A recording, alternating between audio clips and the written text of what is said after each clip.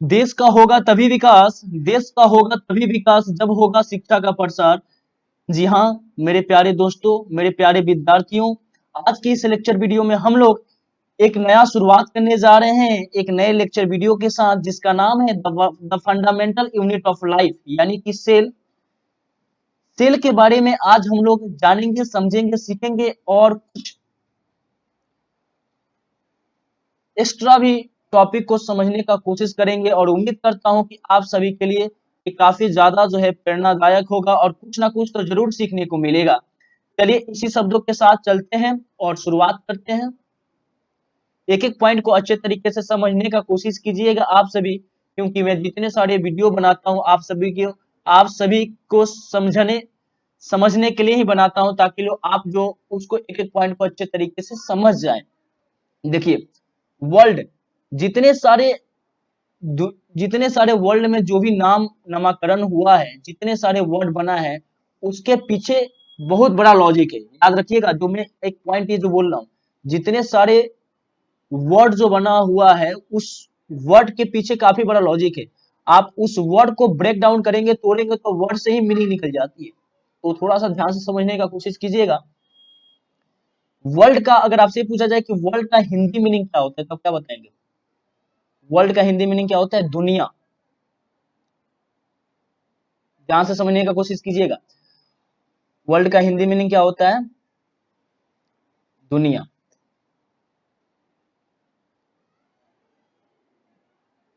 देखिए, तो दुनिया, ये पूरा विश्व जो है नाम रखा गया दुनिया, यानी पूरा विश्व जो है दो का मतलब होता है दो, नियामिस होता है, नॉर्मल सी बात है, ऑब्जेक्ट, यानी पूरा विश्व जो है दो ऑब्जेक्ट से, दो चीजों से मिलकर बना है, जिसका नाम है living things and also non living things. आपके पूरे विश्व में दो चीजें हमको दिखाई देगा, एक लिविंग थिंग्स दिखाई देगा और दूसरा नॉन लिविंग थिंग्स। तो सेल लिविंग थिंग्स का जो सबसे स्मॉलेस्ट यूनिट होता है, वो सेल होता है, जिससे लिविंग थिंग्स मिलकर बने होते हैं, यानी सेल से लिविंग थिंग्स बनते बनते हैं, और एटम्स, एटम से क्या बनते हैं? नॉन लिविंग थिंग्स बनते हैं। तो आज के इस लेक्चर वीडियो में हम लोग सेल के बारे में जानेंगे। डिस्कवर ऑफ सेल, सेल का खोज कब हुआ, उसके बाद रियल लाइफ एग्जांपल के थ्रू सेल को समझने का कोशिश करेंगे। सेल के कौन कौन से कंपोनेंट होते हैं, जिसमें हम लोग प्लाज्मा मेम्ब्रेन के बारे में जानेंगे, साइटोप्लाज्म के बारे में जानेंगे और न्यूक्लियस के बारे में जानेंगे। एक एक पॉइंट को अच्छे तरीके से समझने का कोशिश करेंगे। चलिए शुरुआत करते हैं। बिल्कुल ध्यान से समझने का कोशिश कीजिएगा आप सभी। देखिए, अगर बात किया जाए सेल के बारे में, तो the word cell is derive from the Latin word, जो एक प्रकार के जो सेल वर्ड है, लेटिन वर्ड से डिराइव्ड हुआ है, जिसका नाम है सेलुला। सेलुला वर्ड से डिराइव्ड हुआ है, जो एक प्रकार के सेलुला का जो वर्ड मीनिंग होता है, इसका इसको हम बोलते हैं लिटिल रूम। लिटिल रूम का मतलब क्या है? एक बाउंडेड कमरा, चारों तरफ से घिरा हो, ठीक है ना, तो एक लिटिल रूम। अब देखिए यहाँ पे थोड़ा सा डिफिनेशन को समझने का कोशिश करते हैं। Cell are the fundamental structure and functional unit of living organism and basic unit of life. दूसरे डिफिनेशन को भी समझ लीजिए। Cell are the basic building blocks of all living things. अब देखिए, अगर आपको हाउस बनाना होता है, अगर घर बनाना होता है, तो आप क्या करते हैं? नॉर्मल सी बात है, आप ब्रिक लाते हैं। सबसे स्मॉलेस्ट यूनिट क्या है? ब्रिक ही है, जिससे आप बड़ा से बड़ा बिल्डिंग बनाते हैं, ठीक है। तो एक प्रकार के ब्रिक के थ्रू आप क्या कर रहे हैं? हाउस का स्ट्रक्चर क्रिएट कर रहे हैं। तो सेम केस सेल का भी होता है। सेल के कारण ही जितने सारे एनिमल्स, जितने सारे ह्यूमंस, जितने सारे इंसेक्ट हैं, सेल से ही क्या उनको एक प्रकार के स्ट्रक्चर मिलता है, उनके बॉडी को स्ट्रक्चर मिलता है। और फंक्शनल, पूरे जो बॉडी में जितने सारे फंक्शन हो रहे हैं, वो एक प्रकार के सेल के कारण ही हो रहे हैं। और सेल ही एक प्रकार के बेसिक यूनिट, किसी भी ऑर्गेनिज्म का बेसिक यूनिट है, जैसा कि हाउस का ब्रिक होता है, ठीक है ना। और cell are the basic building blocks of all living things. Normal सी बात है कि सेल के कारण ही जितने सारे लिविंग थिंग्स है, सभी लिविंग थिंग्स का बिल्डिंग ब्लॉक्स क्या है? सेल है। तो ये टॉपिक था सेल के बारे में। चलिए नेक्स्ट पॉइंट को समझने का कोशिश करते हैं। डिस्कवर ऑफ सेल, सेल का खोज कब हुआ और इसके पीछे लॉजिक क्या था, उसको समझने का कोशिश करेंगे। देखिए अगर बात करें सेल, तो सेल का खोज जो है सबसे पहले रॉबर्ट हुक साइंटिस्ट, जो एक प्रकार के इंग्लिश साइंटिस्ट थे, और उन्होंने 1665 में जो है सेल के बारे में डिस्कवर किए थे। और उन्होंने एक बुक लिखा खोजने के बाद जिसका नाम था माइक्रोग्राफिया, और उस बुक में सेल के बारे में अच्छे तरीके से जो है वो लिखे हैं, और वो अपना जो भी स्टडी किए थे उसके बारे में, सेल के बारे में माइक्रोग्राफिया एक बुक है जिसमें सेल के बारे में उन्होंने लिखा है। इसके बाद जो है वो एक प्रकार के कोर्क के बारे में स्टडी कर रहे थे। कोर्क का मतलब क्या होता है? पेड़ के छाल, याद रखिए कोर्क मींस आप बोल सकते हैं छाल, ठीक है, कोर्क मींस छाल होता है। तो वो किसके छाल के बारे में अध्ययन कर रहे थे? Oak oak oak bark. Oak bark का मतलब आप बोल सकते हैं विश्व का जो उत्तरी भाग है, उत्तरी भाग में एक शाहबलूत नाम का एक वृक्ष है जो काफी ज्यादा कठोर होता है। उसके जो कोर्क था एक प्रकार के वो डेड था, वो डेड सेल था, उसके बारे में वो स्टडी कर रहे थे। वो क्या स्टडी कर रहे थे? वो स्टडी ये कर रहे थे कि ये कॉर्क जो है वो फ्लोट क्यों करता है। वांटेड टू नो, वो जानना चाहते थे कि wanted to know why cork float, cork जो है फ्लोट क्यों करता है। इसके बाद वो भी एक और निरीक्षण कर रहे थे, वो एक और ऑब्जर्व कर रहे थे कि सेल, वो सेल वाल के बारे में और उनके बीच में एम्प्टी स्पेस, उनके बीच में खाली जगह जो है क्यों होता है। जैसे यहाँ पे देखिए एक प्रकार के जैसे बीच में देखिए स्पेस जो है खाली दिखाई दे रहा है, यहाँ पे थोड़ा ध्यान दीजिएगा, और ये पूरा जो है इस पिक्चर को ध्यान से देखने का कोशिश कीजिएगा। तो वो इनके बीच में एम्प्टी स्पेस क्यों होता है, और सेल वाल के बारे में निरीक्षण कर रहे थे। कॉर्क जो है फ्लोट क्यों करता है इसके बारे में वो स्टडी कर रहे हैं। तो जैसे जैसे स्टडी करते गए वो बाद में क्या नोटिस करते हैं? Notice repeated geometric box shape के स्ट्रक्चर। लास्ट में वो एक प्रकार के वो ये देखते हैं कि एक प्रकार के लास्ट में नोटिस करते हैं कि एक ज्योमेट्रिक बॉक्स टाइप का स्ट्रक्चर क्रिएट होता है जो चारों तरफ से बाउंडेड है। इसलिए उसका नाम जो है उन्होंने क्या दे दिया? सेल दे दिया। जैसे कमरा होता है वैसे ही उसका नाम उन्होंने सेल दे दिया। तो हम लोग इसमें नॉर्मली जान गए कि सेल का डिस्कवर किसने किया, क्यों हुआ, बहुत सारे हम लोग इसमें अच्छे तरीके से जाने। अब देखिए दूसरा साइंटिस्ट आते हैं जो नीदरलैंड के रहने वाले थे। आपका नाम, आप उनका नाम जानते होंगे, जिनका नाम था एंटोन ऑन ल्यूनहॉक। बहुत इंपॉर्टेंट पॉइंट। वो आते हैं और उसके बाद वो क्या करते हैं कि लिविंग ऑर्गेनिज्म के बारे में, लिविंग ऑर्गेनिज्म पे के जो सेल्स होते हैं उसके बारे में वो स्टडी करते हैं, ठीक है। 1664 में वो नीदरलैंड के रहने वाले थे। He discovered the free living cells in pond water for the first time। 1664 में वो स्टडी किए थे, जो एक प्रकार के लिविंग सेल के बारे में उन्होंने स्टडी किया था। इसके बाद वो सबसे ज्यादा स्टडी की बात करें तो ही डिस्कवर्ड स्पर्म। स्पर्म के बारे में उन्होंने काफी अच्छे तरीके से डिस्कवर किया, खोज किया। और उसके बाद स्पर्म सेल के बारे में भी उन्होंने डिस्कवर किया, खोज किया, जिसमें ह्यूमन के स्पर्म सेल, डॉग्स के, रैबिट्स के, फ्रॉग्स के, फिश के, इंसेक्ट के, सभी के स्पर्म सेल के बारे में उन्होंने स्टडी किया। वो जो लेंस यूज करते थे उस समय, ये लेंस यूज करते थे, ये माइक्रोस्कोप यूज करते थे, तो किसी भी लिविंग ऑर्गेनिज्म के सबसे स्मॉलेस्ट यूनिट को देखने के लिए। ये हो गया एंटोन वन ल्यूनहॉक के बारे में, जो सेल्स के बारे में उन्होंने भी कुछ स्टडी किया था। उम्मीद करता हूं कि ये सब चीज आपको समझ में आ रहा होगा। चलिए नेक्स्ट पॉइंट को भी अच्छे तरीके से समझने का कोशिश करते हैं। अब आता है सेल थ्योरी। ध्यान दीजिएगा सेल थ्योरी के बारे में।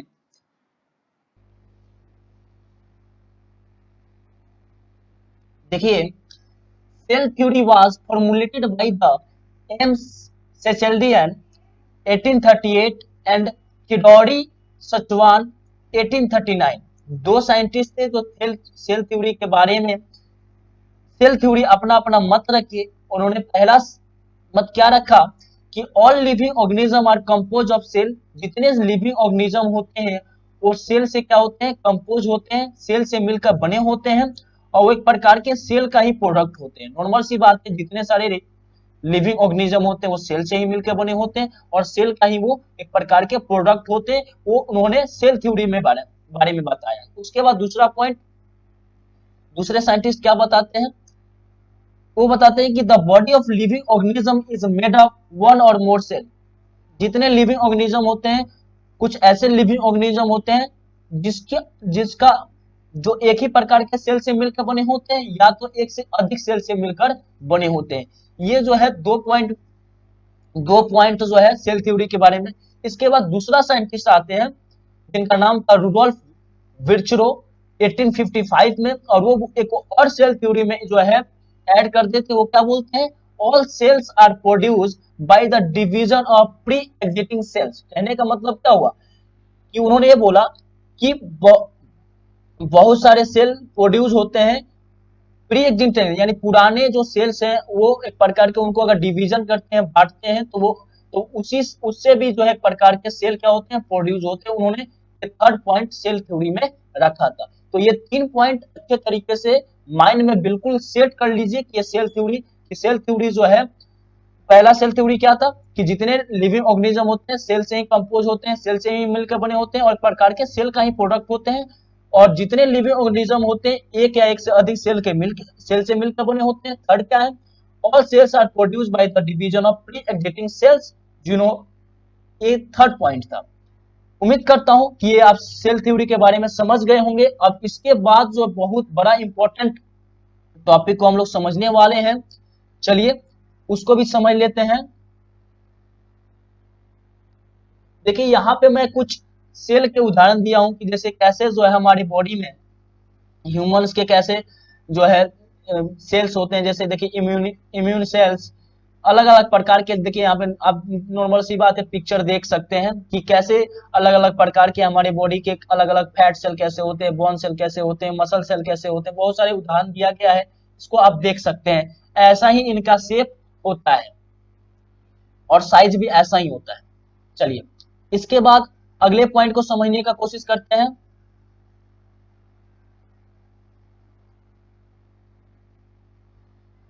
देखिए अगर बात करें तो सेल के बारे में, ये बहुत इंपॉर्टेंट पॉइंट है।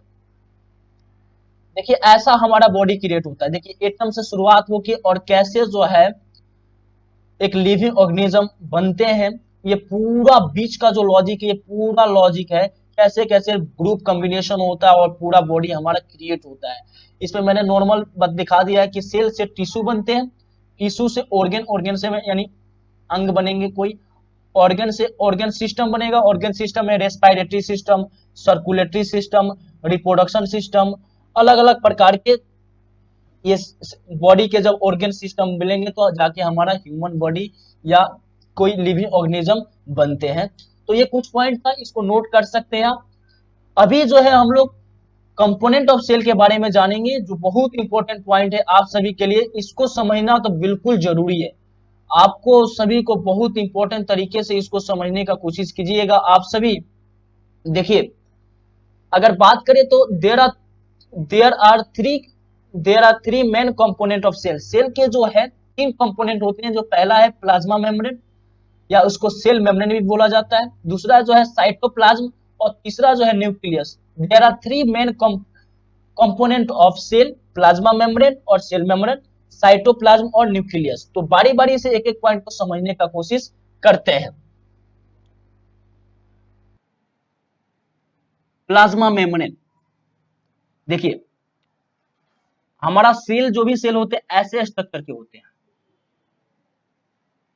अब देखिए सेल में ऐसे ऐसे बाहरी वाला जो परत है, देखिए यहाँ पे जो बाहरी वाला दिखाई दे रहा है, इसी को हम क्या बोलते हैं, सेल। यहाँ पे देखिए मैंने लाइनिंग भी कर दिया है, इसको हम बोलते हैं सेल बोला जाता है। तो इस सेल का अहम भूमिका क्या होता है, इसको हम लोग समझ लेते हैं। Cell membrane keeps all the part of the cell inside, यानी कहने का मतलब क्या है, प्रोटेक्शन का काम करता है। नॉर्मल सी बात समझ लीजिए कि ये cell membrane keeps all the part of the cell inside. Cell membrane क्या करता है कि सेल के जितने सारे पार्ट होते हैं सेल मेम्ब्रेन के अंदर होते हैं, याद रखिएगा। इसके बाद है it control what enter and exit the cells such as water, nutrient, waste and thereby protect and support the cells. It, कहने का मतलब क्या है, ये कंट्रोल करता है कि क्या अंदर लेना है। मान के चलिए कि यहाँ पे कोई दूसरा सब्सटेंस है तो ये प्रोटेक्शन देगा कि हमें अंदर क्या जाएगा, बाहर। अगर मान के चलिए कि यहाँ पे कोई न्यूट्रिएंट है और नॉर्मल सी बात अंदर जाना चाहते हैं तो यहाँ से ये अलाउ करेगा तभी ये अंदर जा सकता है, यानी ये प्रोटेक्शन का काम करता है। It control what enter and exit the cell such as water. Water को अंदर भेजना चाहता है तो अंदर जाएगा, नहीं तो नहीं जाएगा। आप नॉर्मल सी बात बोल सकते हैं। जो भी न्यूट्रिएंट अगर अंदर जाना चाहते हैं तो अंदर भेजेगा, नहीं तो नहीं भेजेगा। एक प्रकार के प्रोटेक्शन का काम करता है। It is the outer most layer in the animal से। नॉर्मल सी बात है, ये बाहरी वाला, ये आउटर मोस्ट लेयर है किसी भी सेल के बारे में। जैसे आपने एक रियल लाइफ एग्जांपल से समझने का कोशिश कीजिएगा। जैसे कोई दरवाजा है और दरवाजा के अंदर, जैसे दरवाजा है, डोर है, और डोर के अंदर बहुत सारे अलग अलग प्रकार के पार्ट अंदर रखा हुआ है। ये दरवाजा जैसा वर्क करता है, प्रोटेक्शन का काम करता है चारों तरफ से। यानी अगर कोई बाहरी आदमी आ रहा है, अगर उसको अंदर लेना है तो अंदर भेजेगा अगर उसकी जरूरत है। अगर वेस्ट कोई कोई मान के जान पहचान के कोई दूसरा नहीं आया तो उसको अंदर नहीं जाने देगा, दरवाजा बंद कर लेंगे, नॉर्मल हम किसी को आने नहीं देंगे। तो सेम काम यही यही करता है कि जो अनवांटेड मटेरियल है उसको कभी भी अंदर नहीं आने देगा, उसको कभी भी अंदर नहीं आने देगा। जो हमारे बॉडी के लिए सूटेबल है, वाटर, न्यूट्रिएंट, उसको ही अंदर आने का काम करता है। कौन काम करता है? सेल मेम्ब्रेन करता है। उम्मीद करता हूँ सेल मेम्ब्रेन के बारे में आप लोग समझ गए होंगे। चलिए इसके बाद हम लोग जो है साइटोप्लाज्म के बारे में समझने का कोशिश करते हैं। बहुत इंपॉर्टेंट पॉइंट है साइटोप्लाज्म। साइटोप्लाज्म की अगर बात करें, मैं पहले ही आपको बता दिया था कि जितने सारे वर्ड बने हैं उसके पीछे कुछ ना कुछ तो लॉजिक बिल्कुल है। तो साइटोप्लाज्म, साइटो का मतलब होता है सेल और प्लाज्म का मतलब होता है fluid.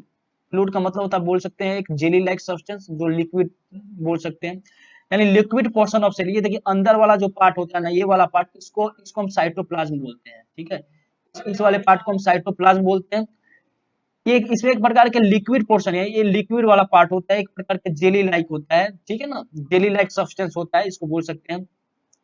Inside the cell there is a large fluid filled space called the cytoplasm। इसमें large fluid fill होते हैं, स्पेस होता है, जिसमें हम क्या इसको साइटोप्लाज्म बोलते हैं। ये इस एक प्रकार के जेली लाइक सब्सटेंस होता है जो कंपोज होता है कि ये नॉर्मली वाटर से मिलकर बना होता है, आप नॉर्मल से बोल सकते हैं। As well as substance like dissolve nutrient, और जितने सारे न्यूट्रिएंट आते हैं इसमें आसानी से आके क्या हो जाते हैं, डिजॉल्व हो जाते हैं, वाटर के साथ घुल जाते हैं, मिल जाते हैं। तो ये साइटोप्लाज्म एक प्रकार के फ्लूइड फिल स्पेस होता है, आप इसको बोल सकते हैं। ये साइटोप्लाज्म के बारे में था। अब देखिए अगले पॉइंट को समझने का कोशिश करते हैं, न्यूक्लियस। न्यूक्लियस अगर बात करें तो ये ब्रेन जैसा वर्क करता है। नॉर्मल सी बात है, बाहरी वाला जो पार्ट आप देख रहे हैं, ये वाला अंदर वाला पार्ट, ये इसको न्यूक्लियस बोलते हैं। The nucleus is located in the cytoplasm of the cell. Normal सी बात है, साइटोप्लाज्म में क्या है, लोकेटेड है। इसके बाद it control and regulate all the cell activities. जितने सारे सेल एक्टिविटीज हो रहे हैं उसको कंट्रोल करने में मदद करता है। It is the control centre, एक प्रकार के सेल एक्टिविटीज का कंट्रोल सेंटर है of the cell, and it contains the cell DNA. Cells DNA, इसको आप सेल्स डीएनए बोल सकते हैं। It is a similar function of the brain. ये ब्रेन जैसे हमारे बॉडी में जैसे ब्रेन का जैसे फंक्शन होता है, आप ऐसे ही बोल सकते हैं कि इसका भी फंक्शन होता है। ये मदद क्या करता है, तो which is help to control eating, movement and reproduction. ये एक प्रकार के अलग अलग मूवमेंट में हमारा क्या करता है, हेल्प करता है। ये क्या करता है, ईटिंग, मूवमेंट और रिप्रोडक्शन, अलग अलग प्रकार के फंक्शन को कंट्रोल करने में हमारी मदद करता है। तो उम्मीद करता हूं कि ये सब कंपोनेंट ऑफ सेल आप प्लाज्मा मेम्ब्रेन, साइटोप्लाज्म के बारे में अच्छे तरीके से समझ गए होंगे और आपको कुछ ना कुछ जरूर सीखने को मिला होगा। देखिए रियल लाइफ एग्जांपल में आपको समझाने का कोशिश कर रहा था, आगे रियल लाइफ एग्जांपल पे इसको समझ लेते हैं। देखिए रियल लाइफ एग्जांपल अगर बात करें तो कोई भी सैटेलाइट के थ्रू आप अगर इमेज लेते हैं तो ऐसा क्रिएट होता है। सेम कंडीशन हमारे बॉडी के लिए भी होता है कि अगर आप हमारा सैटेलाइट के थ्रू आप तो इमेज ले लिए, तो देखिए यहाँ पे कितने छोटे छोटे घर जो है एकदम बिल्कुल कैसे दिखाई दे रहे हैं। अगर उसको आप और थोड़ा सा पास में लेके जाते हैं तो देखिए ऐसे और थोड़ा सा दिखाने के बाद देखिए कैसे क्रिएट हो जाता है, ऐसे पिक्चर दिखाई देने लगता है। एक और मैं आपको इमेज दिखाना चाहता हूँ।